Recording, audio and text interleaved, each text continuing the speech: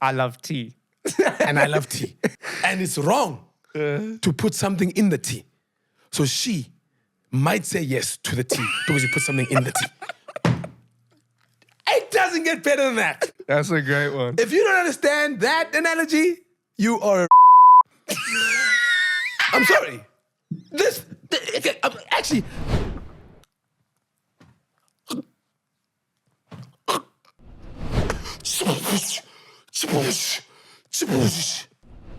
A mosquito lands on your balls. And then you could take a hammer, move it, love it. People who hate it.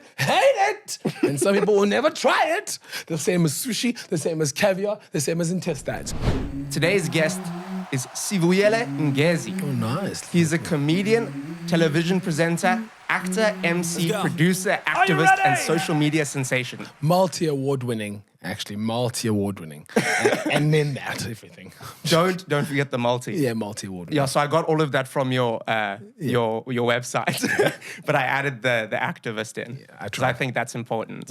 So I mean, just to get into something that I've seen in the headlines recently, I saw that you've entered the boxing world. And I watched one of your fights against, what was his name? Graham Richards. A few people. I fought a few people, yeah. But the fight that I watched against Graham Richards was so funny, dude. The knockout and then the dance afterwards. Just explain to me what was going through your mind there. I don't know. I think for me, I'm like a big Muhammad Ali fan. And for me, I'm all about working hard and then winning and achieving and then celebrating. So for me, in instinct, that's what happened immediately. But him and I are still very good friends. We're still very close. It was for, 2 different TV shows competing. Yeah, man, I love boxing. I've always loved boxing. And, I actually used to work with him. I used to work, when I got out of rehab, I needed a job. And I went to the Espresso show and they hired me and I was the photographer. And yeah, he was a great guy. Oh, nice. Cool. Awesome. I loved him. Great guy. And I also see that you've been challenged by Cassper Nyovest. Oh, that's fake. He would never challenge me. They're all very scared. I don't blame them because I'm a beast boxer. But yeah, everyone's too scared to challenge me and I don't blame them. What's called, the reason I wanted to ask this is because I put a poll up on Instagram and asked people for questions and half of them were, are you going to fight him? Are you going to fight him? I wish he would want to fight, but I've had about 5 celebrity fights and I've been training for about 10 years. So I think it's a bit of an unfair advantage. And have you won all of them? Yes, I have. Amazing, dude. With ease.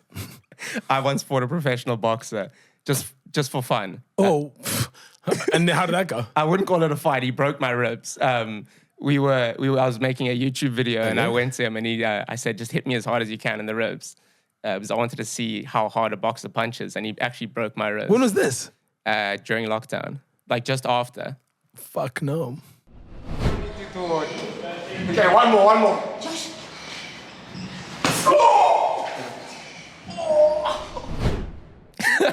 But anyway, I want to get into your childhood a little bit. I know you grew up in Gugulethu.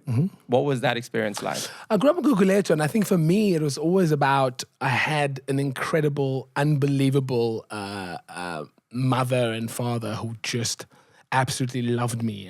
And I was the youngest and the first boy. So I think for me, you don't even realize how poor you are if you're just surrounded by so much love. And I was absolutely surrounded by so much love. And I was told how incredible I was every single day. I was literally idolized by everyone. So that's why I think it's helped be who I am today. I think I'm absolutely incredible. And I think I'm an amazing human. And I think I'm destined for greatness. And that's because of the upbringing that I had. And I know you say it's because your parents instilled that in you. But there must be something else as well. Where do you get that belief in yourself and like self-confidence from? I think for me, I apart from that upbringing of being able to tell how great I am, I think I really grew up watching Muhammad Ali from an early age. I knew exactly how important it was to be able to put out that energy continuously. And then for me, it seems so simple to be able to continuously feed yourself with this incredible steroid called self-belief and confidence. It makes me ill to see people who don't have self-belief. It makes me ill to watch it from a distance because I always go, I promise you, just start by... Because for me, for example, now as I speak to you, I'm at my worst. this version of me is the worst I've ever been. I lost my mother 2 months ago. I literally am a walking dead. I'm a hollow being of myself. But because subconsciously I've instilled that belief in myself continuously, it's just there. And to me, now that I'm at my worst, it shows you how important self-confidence is, how important it is to be able to believe in yourself. Because even now that I'm running on like that I'm at my lowest, I'm some people's best that they'll ever be. And I'm unapologetic about that. Were you always like this? Yeah. I've first day of school, mom gets a call, grade 1. Oh, your son is great, but so disruptive, loud and overbearing. I think he should go on Ritalin. My mother was like, no, he's going to go in sport and speech and drama. So I've always known that I'm special because it was instilled for me from early. But even now, every day I wake up, I love Monday to Friday. I hate Saturdays and I hate Sundays because there's more potential of me getting an important phone call Monday to Friday that says something's happening. So I always have this thing of possibility continuously. And sometimes it's negative positivity. Because there is something called negative positivity. For example, negative positivity is if there's a bus driving towards you and you stop and you go, I'm going to stop this bus with my shoulder. That's called negative positivity. And sometimes I struggle from that. And were you accepted? Because I know that to stand out sometimes in a place like Gugulethu and just townships in general isn't always a good thing. Yeah, great question. Great question. I think the township would have eaten me up if I'd grown up into it for the rest of if my mom didn't take me out. I think it would have eaten me alive. I think some kids in townships get killed, they get bullied, they get hurt just by trying to get out. And I know that's what kind of kid I would have been. I would have been hurt. I wouldn't have fit in. Or I would have gone the opposite route of trying to fit in negative ways. And had to suppress yourself. Do things that So my mom getting me out of the township was the most important moment in my life. I think changed the fundamentals of who I am. And I know that you've also lost your father. I think when you were 19? Yeah. When you were a teenager? 18, 19, yeah. How did that impact your life at that time? See, even my dad's death was such an important time because I remember on his deathbed promising him that I'm going to be rich, successful, and I'm going to make him proud. You know what I mean? So that took me to like a point. You know what I mean? Because another thing that people don't get is that motivation and inspiration is bullshit. Those are short-term things. You need discipline. Discipline is the next thing of achieving. For example, you could have inspired to create this incredible thing, but you needed discipline to keep you going. For example, you could have gone into rehab and gotten those kind of skills, but you needed discipline to continue and instilling those things that you learned in there.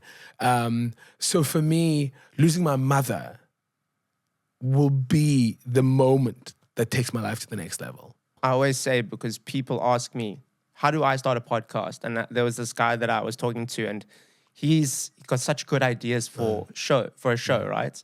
Very positive show, and I think it was a great idea. And he kept saying, I need this equipment, I need that equipment, I need this and I need that. And I just said, bro, you've got equipment. It's not the best equipment in the world, but it's good enough. Just start. And a lot of people get so caught up in the process of starting something that when they're finally ready, they feel like they're not ready. Yeah. It's just the first step. Like, for example, even me sitting here, I have incredible ideas. I just have to put them, implement them. You know what I mean? I have ideas. I have things that could help me tour the world and become the best version of myself and be known. I have those ideas. It's just about implementing them. And now that I lost my mother, I can see the focus as next level to be able to implement. So I feel it's the same as having a podcast, man. So many people have podcasts, and so many podcasts are cancelled so early that if people could just put through and carried on. Because everyone wants to be Josh, but he had to push on. What episode is he on now? Flipping 1,900 or something? Yeah, it's ridiculous. So that's what you have to push through. And I mean, he was extremely famous before starting a podcast. And when he did eventually start a podcast, he had something like 150, 200 viewers. I think people forget that. Like, for example, on the wall, if you haven't seen, there's a dartboard there. And if I play darts, I'm not the best dart player, but every single shot, I'm going for flipping bullseye. That's all I'm going for. Why would you even start playing if you're not going for bullseye? Why would you go? It's the same as any. I'm busy doing a motivational talk at the moment. I'm putting a motivational talk, and the premises is fighting. But the premises is of analogies of how life is compared to fighting, how it is. And every single fighter will train for months on end for a fight. But no one is jumping into that ring unless they're going in to win. And no one is ever doubting themselves that they're not going to win. So why would you carry on life like that? Why would you carry on life with doubting that you're going to fail? It's okay to fail. The mentality of it's okay to fail. But jumping into the ring, you have to think you are going to win and know you're going to win. Like now, I just played paddle. I lost 3 games to 0, right? But every single point, I thought I was going to win. And next time you go back, And you're going to win as and I'm well. still chirping him till the last point that he fucked me up on. So that's how I go by life, and that's how you should. And I mean, speaking of winning, I mean, you started acting when you were 9. Yes. Is that right? Yeah. How did you get into the industry? It actually was all a mistake. There's all a moment of just like, I just moved to Pinelands. I walked home from swimming practice. Black guy swimming, imagine. Then I intersected the canal with my friend and my friend's mother, Shelley Major and Kathy Major. And we met and had a towel around my neck. And she was like, and I used to go to the house to swim. And I used to be like the biggest crush on Shelley. And she was like, oh, we just spoke to our friend, Paula. She's looking for a kid who can swim. Because a black kid lied and said he could swim. Next day I was doing a commercial. Then a week later, they're like, oh, we have a place in our car for you to come audition for Les Mis. That got Les Mis, traveled the world. Les Miserables. Yeah. And then there's no other looking back. I've just been working ever since. I got pimples when I was a teenager, couldn't work, spent my time in theater, getting the discipline of this industry from my incredible guy called Mike Harris from high school. And I've just been working ever since and just chugging along and just pushing along. I'll die doing this. I'll die. There's no other thing.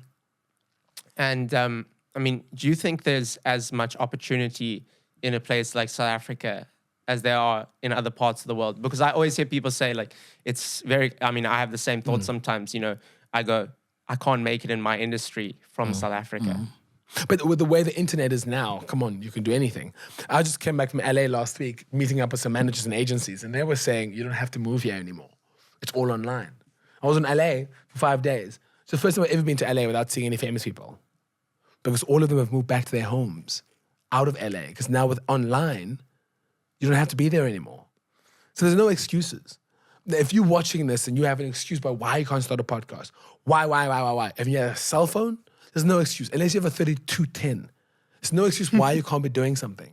Like, I'm sick and tired of people making excuses. Like, people always message me, oh my goodness, you're so good at pole dancing. Oh, I wish I had upper body strength. Don't do crack, man. Start. You know what I mean? Oh, put it on your cell phone and start. You have YouTube. You have do it. No excuses. I'm sick and tired of bullshit excuses. You know, there's no excuses. Like, the day after my mother died, I had a job. And I could have done it. But I wasn't allowed to travel in my culture. I could have done it. I refused. You know, in that state, I could have done it. And I don't believe anyone has excuses. Now, that could be called negative positivity as well. But I'm just saying, at this point, just try. Just try. Just try and be able to fail. And Lisa, you tried it. Like, I'm not saying if working hard made you rich, there would be millions of millionaires and there would be black women in Africa. Because if working hard equaled success, they would be successful. You know, all mothers in general, or single women in general. But working hard, unfortunately, doesn't mean success. You need luck. You need opportunity. You need access. And then a little bit of hard work. So for me, I'm not saying everyone who's not successful isn't working hard. But there's no excuse if you don't try. I always say that there's so much to do here, especially in my line of work as a documentary videographer or photographer. You don't need to go all around the world. We've got such a diverse population here and so many different communities. And I think as time has gone, there's a lot more opportunities here than there ever was before. Agreed. So for me, it's so interesting chatting to you, and you've had rehab and you call yourself an addict. It's so interesting. because I am an addict, and I'm an addict of control. So I love to be in control. I love control. So it's quite interesting to know someone who has figuratively lost control, right? It gives me, ironically, lessons of self. Because for me, I love to be in control, but I love to be out of control. And that I do through riding motorbikes, bikes, cars, you know what I mean? That kind of thing. So for me, it's so interesting to chat to you because you're so open about it. How do you find to lose control now? What is your outlet? So, do you want me to tell you a little bit about it? Yeah. I mean, so when I was very young, I picked up substances. And what was your first one? Cigarettes, alcohol. I would always get alcohol. That was definitely the first one. And at every little event, I would sneak alcohol. I mean, I remember I tripped to Australia when I was 12 or 11, and the lady in the aisle walked past, and I said, "Can I have a little miniature as a joke? Like a miniature bottle of alcohol, you know, the little ones on the plane." And she said no, obviously, and laughed at me. And when she turned around, I stole one. And then I drank that, and my mom gave us all half sleeping pills, like half of a sleeping pill to go to bed. So then I took the half of the sleeping pill, and then she dropped another one on the floor, and I picked it up and I took that. Dude, I was so out of control on that flight at 12 years old. I was so gone. Where were you sleeping? I was throwing up in the bathroom, and I was like, that was the start of it all, really. And it just got worse and worse over time. Did your mom know what happened? Yeah. And it just got worse and worse over time. And then I found cocaine. When I went to Cambodia when I was 16 with my cousins. And I spent 3 weeks sniffing heroin. And then I went to rehab after that and and I dropped out of school after that. And for so many years, I think it was like roughly 7 years, I was just a full-blown addict. 7? 7, yeah. Wow. This studio used to be my bedroom. And I spent thousands of hours here just by myself, having these dreams and visions of what I could do and what I could be. I used to write down notes of all the things I wanted to accomplish in a book that are sitting in those cupboards there. And none of them ever got done. And it got so bad, I started getting arrested. I got arrested 2 or 3 times, almost went to jail. And I mean, it got to the point where my mom didn't know where to hide her purse because I kept stealing her money. She would hide it in every single place imaginable. But my brain got so linked to hers because we spent so much time trying to hide things from each other that we kind of figured each other out. And the one night, I had looked all over the house and I said, where could she have hid this purse with her credit cards in it?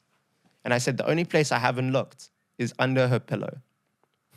So I went into her room at 1 or 2 in the morning and I put my hand under her pillow and I found her purse. Was she sleeping? She was sleeping. And she woke up, but I just said, I'm just grabbing the phone charger or something like that. That's how bad it got. And eventually I went back into rehab after getting arrested again for 6 months and got sober. And relapsed when I got out. Started finding work and eventually I got sober again. And that's how I've been for almost just under 4 years now. Like it's like 3 years and 6 to 9 months or something like that. And your question was about control. I do not miss losing control. And at the moment, I never lose control. I live a very like this life at the moment.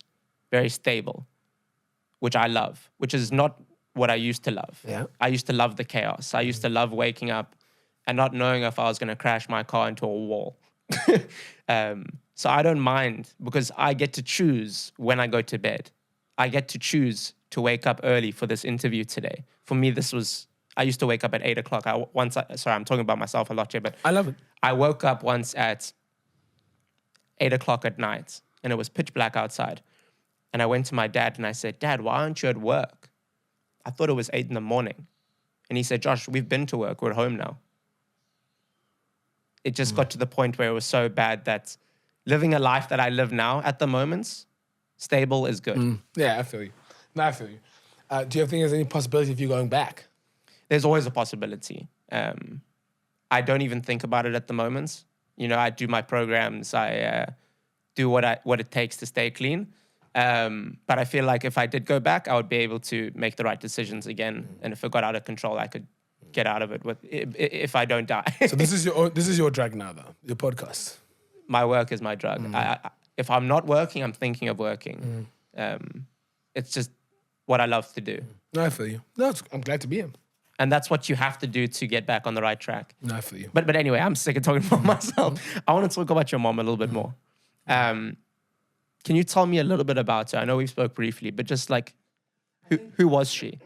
My mother was an incredible force, like an unbelievable beast. I think when I was younger, we clashed because I think we had similar personalities.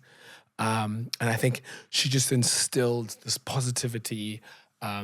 There's like a discipline about her, which we really clash because I am not, like, I don't do my bed. Like, I don't do my bed. I don't wash dishes. You know what I mean? But I know how to, and she instilled all that kind of stuff in me. Just a beautiful energy. Like, I can still feel her. Just an unbelievable woman. If I could go back, I would have tried to instill being active from an early age, but she never had that. She wasn't sporty or active. But I'll never forget how she didn't know how to swim, and it irritated her. And I remember, as an 55-year-old, she went back to swimming lessons. And that's like the kind of thing she was, you know. She loved travel. I don't think I'll ever be able to love someone the way she loved me. And I think I can't wait to be a father, but she just loved me in ways that are just unimaginable. She was obsessed with me. And I'm glad I didn't see her the last 4 weeks of her life because I was so busy. And I'm glad. And she didn't want me to see her as well because she just deteriorated. She wasn't terrible. She wasn't terrible. It's only the day before she died and I was going to see her on the Friday. And I actually don't regret it. I don't regret not seeing her before she died or being there when she did die. And I know she played a part in that. And I mean, do you have any special stories from when you were younger or even in your older years, you know? I think for me, the story, if you ask me how I am the person I am, my mother used to save up for 4 years to get DSTV or Mnet during the Olympics. And I actually told the story to Usain Bolt. And she used to save up and get DSTV just for a year, just for a month during the Olympics. She used to make us watch the 100 meters, make us sit down, watch 100 meters. And she would talk about it. She'd be like, all right, they've been trained for years, for just this under 10 seconds. She would see them warming up at the back. Now they're focused. Now they're walking out. Look at the confidence. Look how ready they are. They get onto the line. Now they could fuck up with the starting line. It'd be all those years wasted. And she'd be like, now look at the winner. Now you celebrate. And she used to reenact the thing in our TV room. Kind of a thing, you know? And she just instilled this self-belief that is just indescribable. Someone asked me the other day, who is my hero? Now, I could give you Muhammad Ali, because he is. Nelson Mandela, because he is. My mother, because he is. My hero is the man I have the potential to become. That's my hero. The man that I have the potential to become. That's the guy. I'll never meet him. And my definition of hell is me being on my deathbed and the man that I have the potential to become walks towards me and says, hey, Siv, it's me, Siv. And if you had worked harder and you'd taken every opportunity, you could have been me. We have everything. And I'm sitting there in my deathbed and I'm like, oh, shit. But the guy who, when I die, I want the guy who I could have been to be the same. And that's my definition of hell. But currently, it's quite interesting. Currently, achieving something for myself is what I have to learn how to do now. Because dropping her a message and telling her was my highlight. Every time I succeeded in something, my mom would also, if I was in a magazine, she would clip it and put it away. And I've lost that.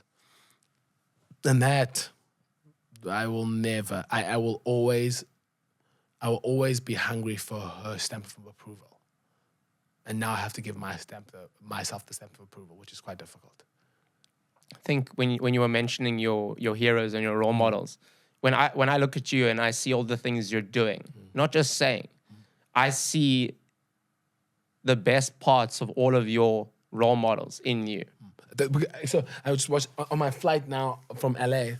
I watched a documentary that was 8 hours of Muhammad Ali, 4 episodes, 2 hours each, and I watched them, and I was just like, his bad habits are my bad habits. And that's because we are goal-driven individuals. And sometimes being so goal-driven sometimes messes up your personal life in the sense of people become goals. Women become goals, you know? And I think sometimes that negative positivity can be our biggest downfall. It's just being able to balance the two. I think the world isn't ready for people like me, or people like Mandela. The world wasn't ready for him. Muhammad Ali, the world wasn't ready for him. You know, those kind of personalities that go, I don't care what you think, this is what I think. And I think that, especially the world now, the world is all about, oh, he did something. Oh, we'll cancel him as a group. Me, I don't mind going against the grain. And that my mother taught me, Muhammad Ali taught me, you know, those kind of people taught me. And the man I have the potential to become taught me, is teaching me that. Yeah, I think I agree with what you're saying in a lot of ways, that the world isn't ready for characters like you or like Mandela. I'm not saying I'm like Mandela. I'm not saying I'm like Mandela. No, I know that. I don't want to be a role model. I don't want to be a role model. I'm too flawed to be a role model. I'm way too flawed to be a role model. But I do think I'm striving for consistency, vulnerability, and I want to change lives. I want to change lives. I want to be able to, like, I have a charity that distributes about 30,000 sanitary pads to 30,000 women per month. I want to end period poverty. I want people to eat. That's what I want to do. I want to change lives. I got that from my mother. When I was a kid, my mother used to, every single weekend, there would be a stranger in my house, every week. I was like, what's happening? During Christmas, she would take our groceries and give one person there, every single day of my... and I never understood it because we didn't have anything.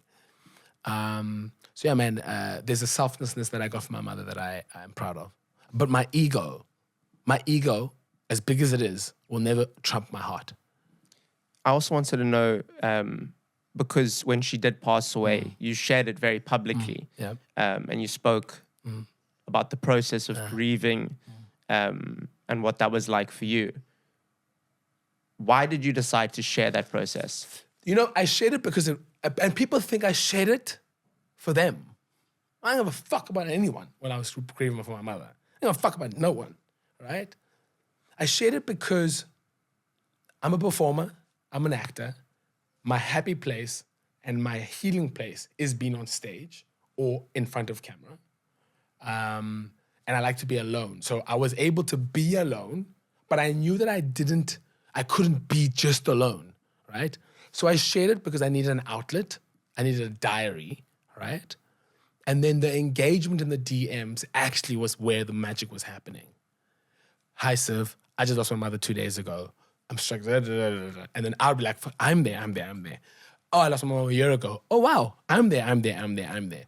But what I did consciously do, and this is going to sound weird, every couple of days, I'll listen to her favorite songs. I'll smell her fragrance. I'll look through her pictures. I'll listen to voice notes because I need to feel the pain. I'm not ready not to feel pain anymore. I don't want to be numb anymore. I want to live in it, and it's helped the process. The online processes of it, because now it definitely has helped me. I wouldn't be where I am if it wasn't for that online process. And online, I know people didn't understand. Some people didn't understand it, but a lot of people did. But I do think how it helped other people was seeing a person who's usually together and usually strong be so broken that they went, it doesn't matter if I'm broken, if he is able to be so broken. So yeah, I did it for myself, selfishly. I think it was very refreshing because losing a parent is something everyone will inevitably go through. But no one teaches you how to deal with it. I think that's the problem. Not that you were teaching, but just by watching you and the process that you went through. But it's the same as so to cut you off. You recovered from your addiction, right? I don't have the tools to even know when I'm in trouble or when I'm in it, right? No one gives us those tools. You have to go there and learn them. Like I've had to go be in the dark place to be able to learn how to process my mother's death. But no one teaches you that in society. I do have a theory, and people are going to disagree with me. I don't think we're actually built as humans to be as close as we are to our parents. Because we're animals. They're supposed to raise you and release you. But we end up getting closer to them, and our families become their families. And I can feel the way my body has been processing this hurt. It hasn't known what to do. It's just been shutting off. And your body only shuts off when it cannot handle. So I would have much preferred a brick in the face or broken a leg, than to be able to deal with what I'm dealing with. I think it's the structure that we live in today's society where a lot of people feel like they are closed off from other communities and other, back in the day. Yeah, it's community based. People were very, people would live together. And like someone like me, I live very separated from a lot of people. I don't have many friends. But the people that have always been there was my family. So in today's society, you become so intertwined in each other's lives. In the olden days, you had 10, 20 mothers. And they all shared, and they all were a bit of peace. Or you lived 100 kilometers when you started your own family. You didn't see your mother that often. You know what I mean? Now we've given everything to one person and one person. And I don't think that's what we're meant to be. I don't think that's what we're meant to be. I think we have created that. Religion has created that. The society has created. I do not think if I lived 1,000 years ago, I'd be as close as I am to my mother as I am now. There's no way. There's no fucking way. There's no way in the world that we're supposed to be this close to these people. No way. We're not. I can feel it. I can feel how my body has physically been in pain. My heart has been sore. I've lost weight. I've had an inkling to have sex and eat sugar. And it's just my body going, we don't know what's happening, but we're going to put you to sleep. And then when you're sleeping, we'll try to avoid the topic because in your dreams, she's going to be alive. Nah, bruh. Me, in my dreams, I'm planning and I'm working towards something. But in my dreams now, it's all my mother. And my body's trying to process it. There's no way that's no way that our body's supposed to be. No way are we supposed to be this close to people. I mean, I agree, and I think you see that in other ways of life. I mean, Caroline, my friend and housekeeper, her kid lives in another part of the country, goes to school there, because her family is not just one mother. Oh, yeah. It's 5 or 10 mothers. Yeah. Every sister, every cousin, every brother, they all help. And I think that's an amazing thing. I mean, I wanted to talk about The Woman King now as well. Sure. Can you tell me a little bit about that movie? So The Woman King is an incredible story that I think a lot of people didn't know growing up. We didn't know about it. But, and another thing, there were many woman armies across the world. South America, Asia, there were a lot of woman-led armies. And The Woman King is about this incredible woman called Niniska. She was real, who was the leader of the woman army. And my character is the leader of the man army, Migan. And these women used to beat up men, enslave them, go to women and go, hey, do you want to be a slave or do you want to be a warrior? Right? We'll release you to be out there, but you'll be trapped or we'll come to our kingdom and we'll turn you into an army.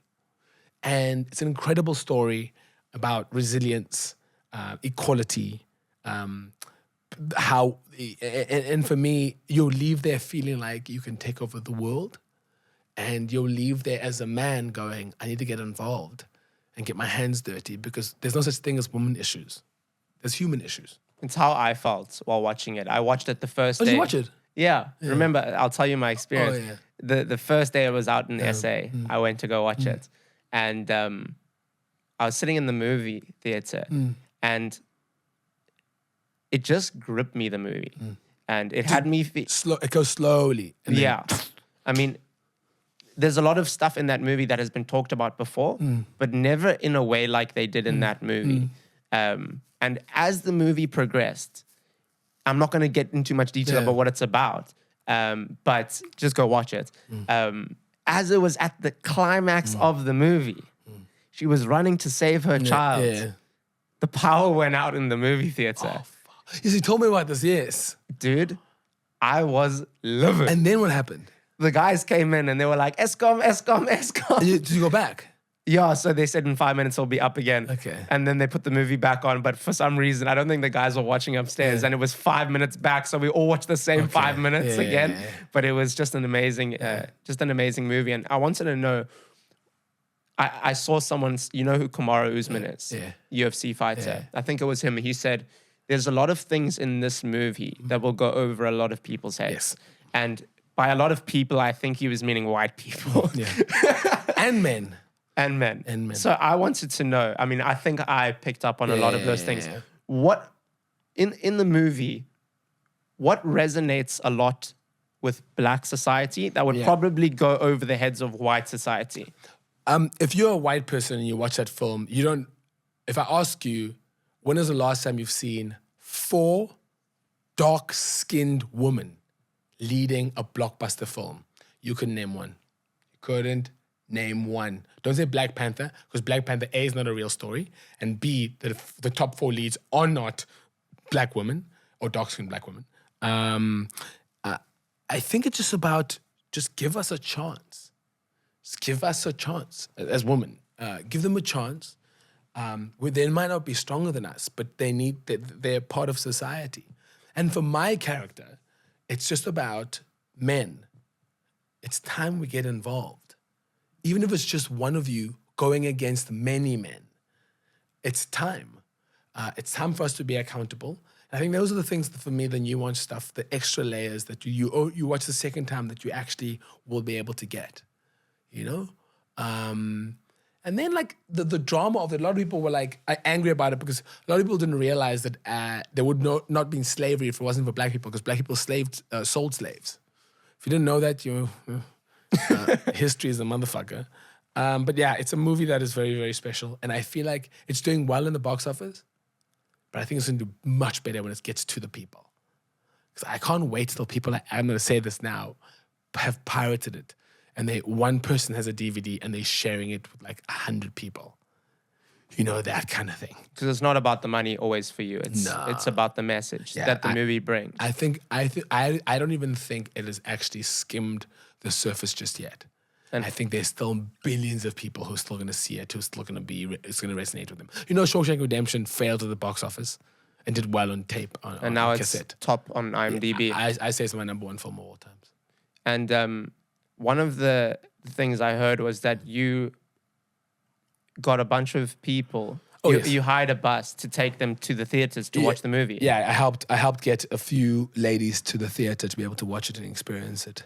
A lady who contacted me and I was like, oh, for sure. I just want access. Access is so important. And a lot of people don't understand how important access is.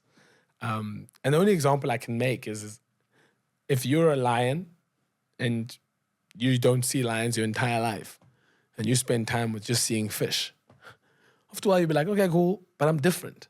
And then one day you meet another lion and you're like, or you see a lion doing well. So imagine how it is for me growing up. My heroes were politicians, freedom fighters. Those were positive role models, Black positive. Imagine being a child now. Find yourself a positive political leader, except Musi, you know? And I think that's important to be able to see people in great positions who look like you. People don't realize that, how important that is. Well, I mean, we saw that recently with the Mermaid film, where I saw these little girls, dude, just going, is that really her? Yeah. I think that's so funny how racists have been upset that how can the mermaid be Black? What? Mermaid's a fake, bitch. If your biggest issue is that mermaid is Black, when actually your biggest issue is that the mermaid, it's a woman who has a fish fin. But your problem is that she's Black. And you don't have a problem that she's underwater and she's singing. Racist. It shows you how stupid racists are. I mean, what was the process that you went through to get into character for this movie? I went to gym 6 times a week. They were training us. They were feeding us. I did stunts for about 4 hours a day. So physically, you know, he used a big sword. So I was him, like, you know what I mean? But I think the battle started many years ago when I started to realize how fucked up women can be. And I started to try and change and improve myself and try to be an ally to many people. And I think that's where the battle, I think it was off camera, where the work was beginning. So sometimes when I was looking at him, in the moment he knew what he was trying to do, you know? And I watched I'm getting a lot of credit for the character, and I realized I wasn't acting a lot of the times. I was just about to say. I was playing. I wasn't Siv, but I knew the fundamentals of him was he was a man filled with contradictions, because I think he grew up being taught that men are the best and he's bigger, but then he started realizing, well, these women aren't bad. He's like, oh man, these women actually have the same goal. And then as the movie carries on, he's actually the only guy who fights with a woman eventually. I was just about to ask. I mean, I see a lot of parallels between the two of you, because to be honest, when I was watching it, I was seeing both you and the character, which I think is an amazing thing, because I don't think there's often a person that can fit so smoothly into a role like that. I mean, how did it feel to be one of the only men, the only men in an army full of women? I think that's the quintessential story of my life, really. I'm always in woman spaces quite a lot, or different spaces. No, man, there's a moment in the film, which I'm not going to tell anyone, but there's a moment in the film when it's my favorite moment of the film. I think some people have been clapping for that moment sometimes. I think I know which one it is. Yeah. But there's another moment when you see him eventually he's going to go join the woman, you know? And a lot of men need to do that. I think a lot of men need to we need to put up our hand and go against our friends, go against our family, and go, we will not stand for this, you know, and go and fight with the woman or beside them. Because a lot of the times, as a man, you don't have to be in the front. You can be next to the woman in support. I mean, there's a lot of young men in today's society, right, that I think are choosing the wrong role models. I mean, we've seen recently the rise of people like Andrew Tate. And I know I don't even like bringing the name up because I feel like such a schmuck for talking about it. But like Andrew Tate, and I think even recently Kanye West, which I think these are people that young men look up to. And I see it in the comments of my videos when I speak about women in a positive way. I hear the exact words that come out of their mouth in the people commenting on the videos. Why do you think young men are choosing those role models? And I say role models in captions. I don't actually mean role models. I don't think it's easy to be a man in society. And I don't think people talk about this enough. I think society has helped us bring up very flawed men, hurt men, emasculated men, insecure men. And I think that what society is currently busy saying is that masculinity is bad, but actually masculinity is not bad. Toxic masculinity is bad. So I think a lot of these men are getting a lot of hate towards them, and I think it's well deserved. Women are angry, and they should be angry. But then there's a person who says a certain thing, then they go, okay, cool, I'm going to resonate with them. Like Trump. A lot of people Trump supporters weren't newly created. They were always there. They just needed someone to lead them, you know? And I think a lot of these guys are putting up their hand a lot. It's resonating with a lot of angry boys and angry men who are anti-woman already before that. So Kanye is not creating these people. Tate is not creating these people. And I don't think Trump is creating these people. They were always there. They just needed to be led.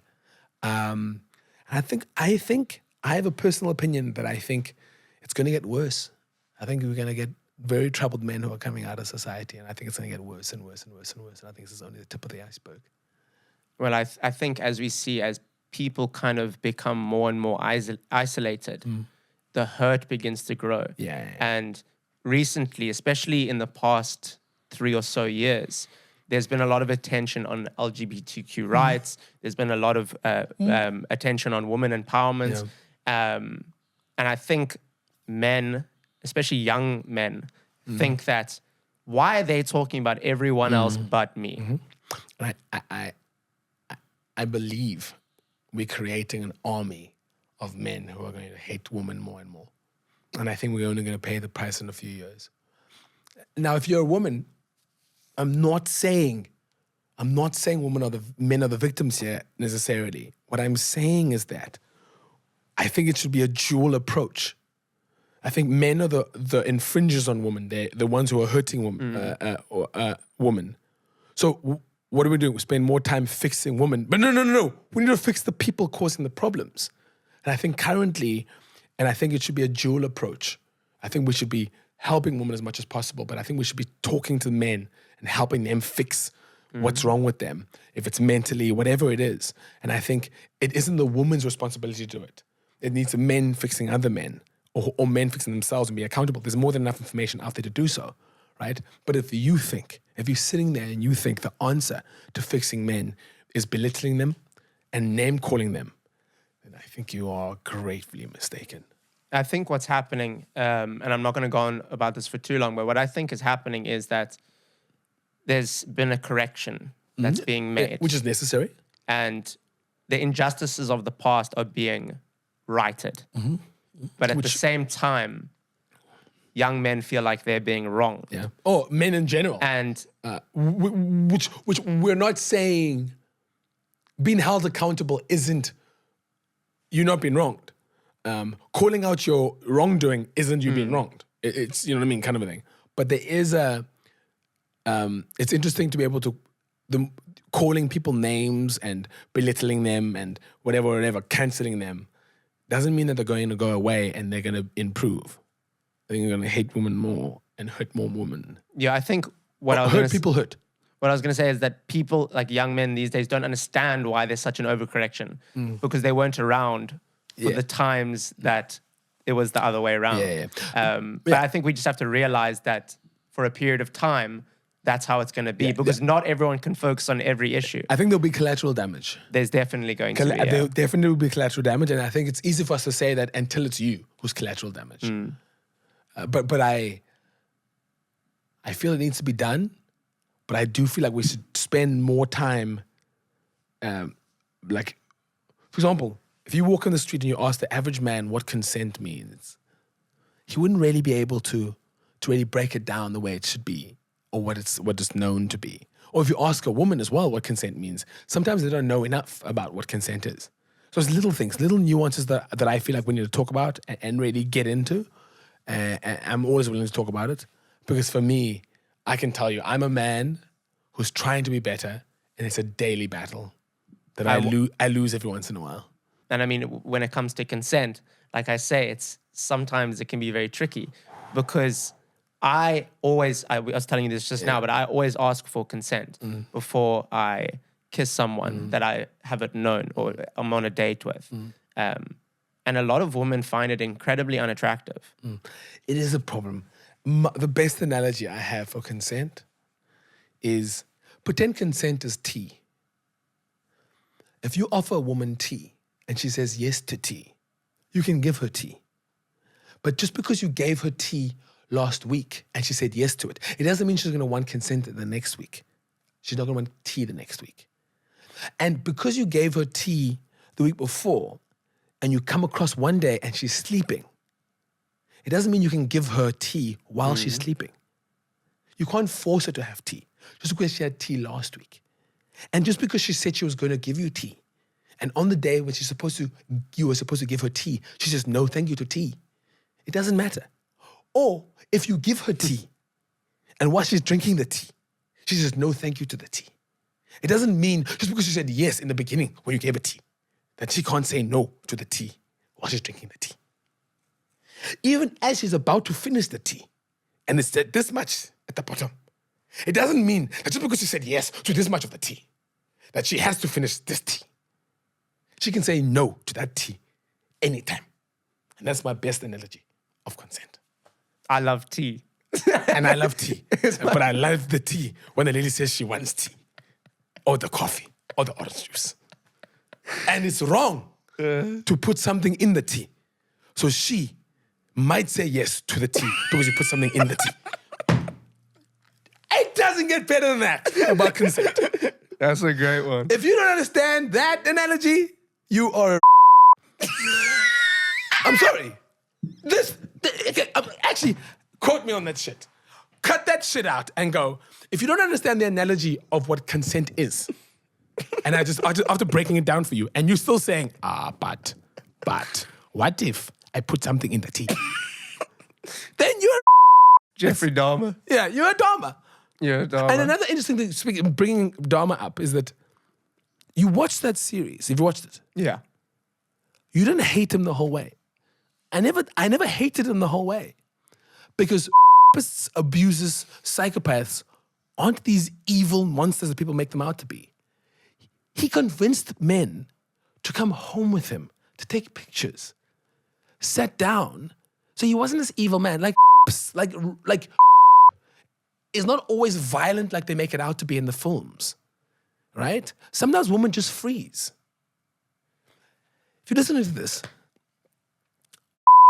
victims sometimes even orgasm, sometimes even come, ejaculate, whatever. Sometimes, and sit there thinking, no, she ejaculated, she was wet. No, bro, your body does what it has to do to react, right? So there's certain things about, we don't talk about it. Another analogy that you're gonna think is a weird analogy. One of the worst things to ever happen in the world is film depicting drownings to be this. Help! Help! How do you scream help when you can't breathe?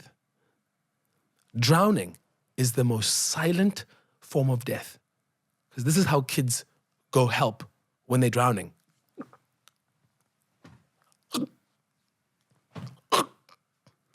Silent. But parents and people guarding them think they're going to hear help. And movies have created victims scenes like this. No, help, no, help, no, bruh. Sometimes women freeze. Or they do, and here's another thing.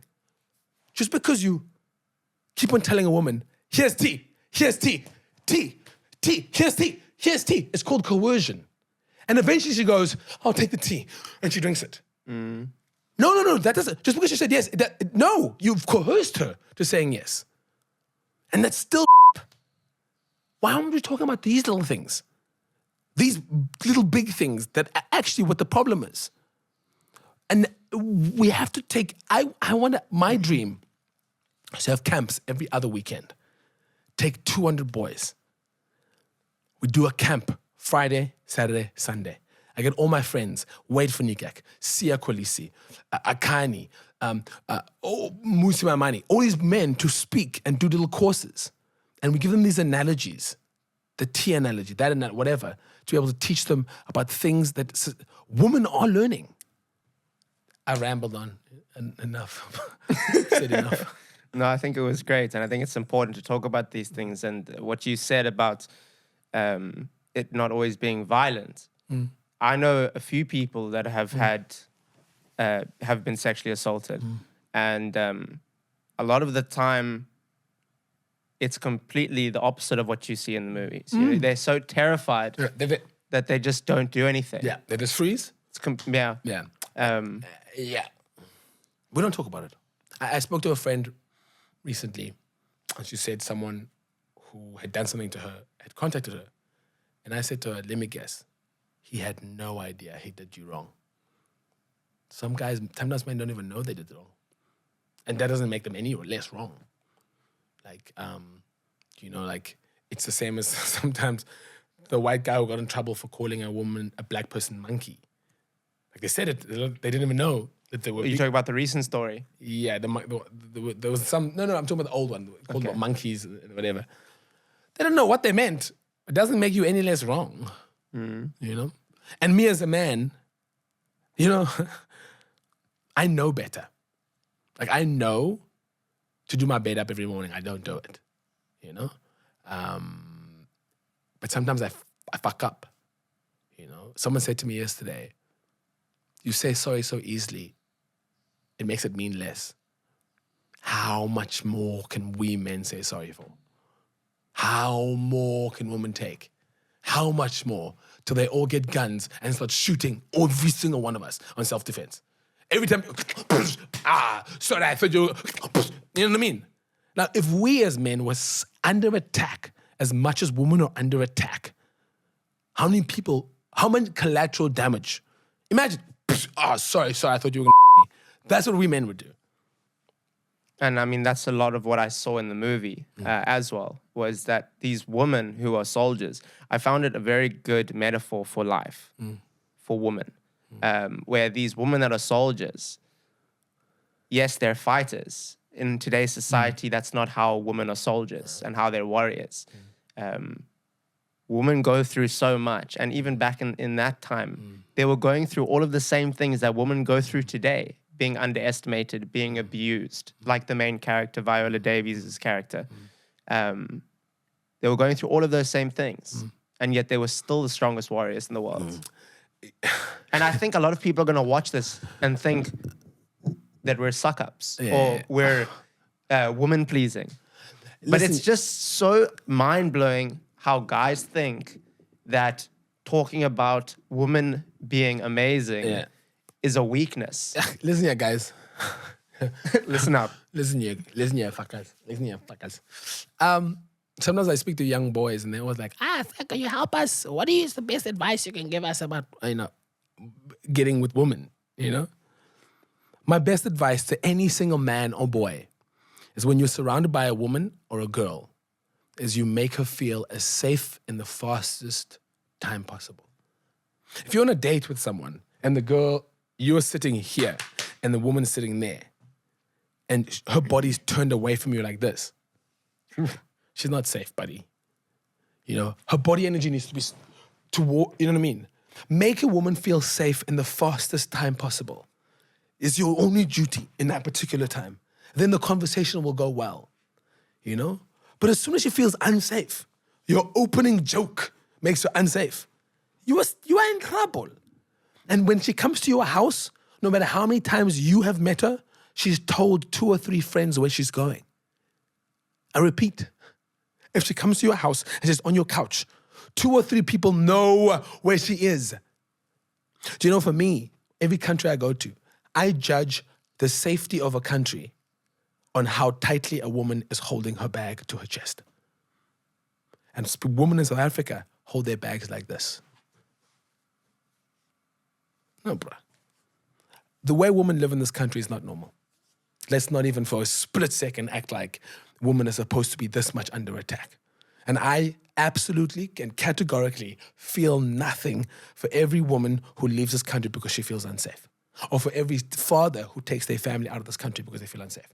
The way women are attacked here, women die with more, animals die with more dignity than women die in this country. They are under attack.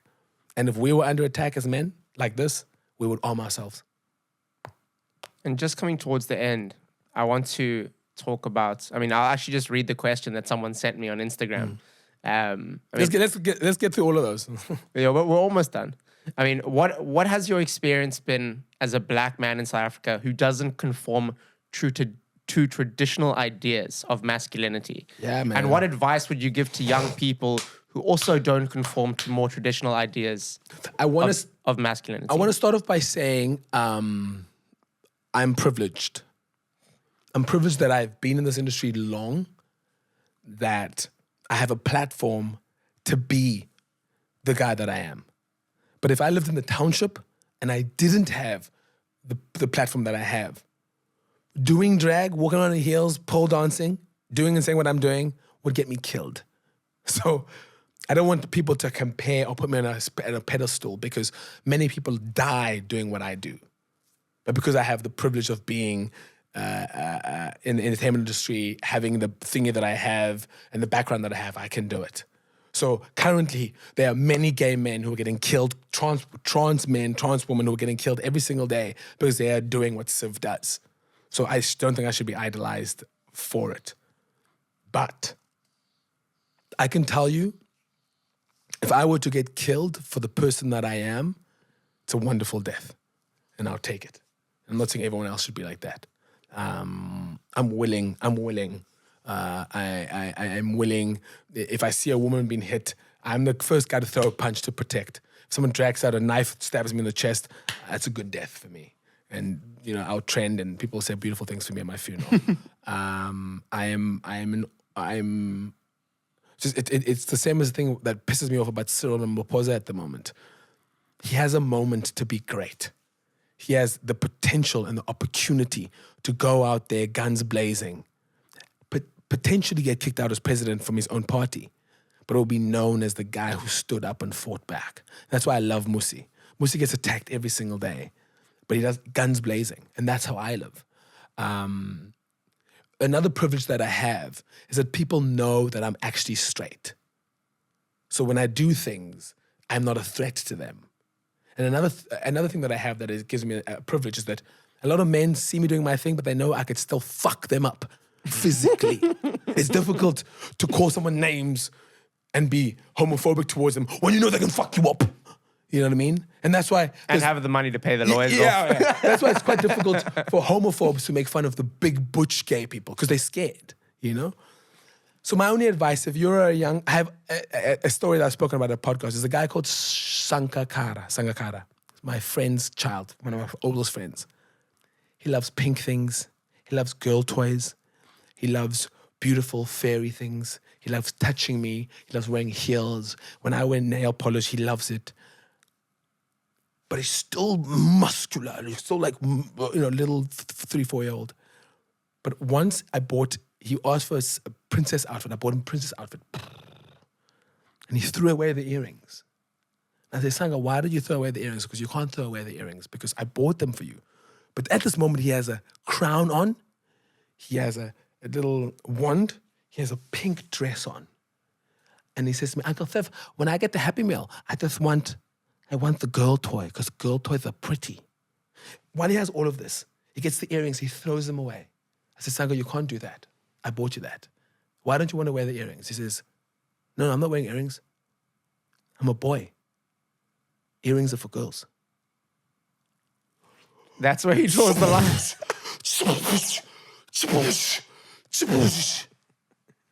My biggest inspiration is Sanka. He's living his truth. Doesn't mean he's gay. And if he is gay, doesn't matter. But that's my truth. Me, I get too much credit. I get way too much credit. Way too much credit. There's the little guy who must get credit. He's living his truth in a world that's unapologetically flipping discriminatory. And just to end off, can you tell me a little bit about Savannah, the character, your drag queen character? So I do drag. And it's somehow, I've always been confident, unapologetically confident, but being in COVID, 3 months alone makes you start having conversations with self. I've always wanted to do drag. I don't think I would have had the balls to do drag if it wasn't during COVID. Because I was able to go, no, I want to do this. Some people have hated the idea. And I think people in the community, LGBT+ community, have had so many people who are just like me. Rugby playing, jock, loud guys, opinionated guys, really belittle them. So I understood when people were like, no, he's using us to make money. I lose money from drag. I don't make money. I lose money from drag, trying to create the platform. But I am unapologetic to say that since I started drag and been involved in drag, I've been consistent, I've been unapologetic, and I think I've been able to gain the respect of many people in the community. And I think I've helped in some shape, form, or means in drag. And it's one of the greatest decisions of my life, and I think it's made me a better person. I think drag, pole, and losing my mother will be some of the biggest life-changing moments of my life. And that is going back to finding the power in femininity and reinventing what masculinity means to me and what it is that I want to portray of masculinity. Because at the end of the day, let's be truthfully honest, there's the thing that says, I'm going to get the saying wrong, but the only time as a person you'll ever learn that sometimes you have to be gentle is when a mosquito lands on your balls. And then you could take a hammer, you move it, you'll get the mosquito. You may get it or you might not, but you'll hurt yourself. You'll definitely get your balls.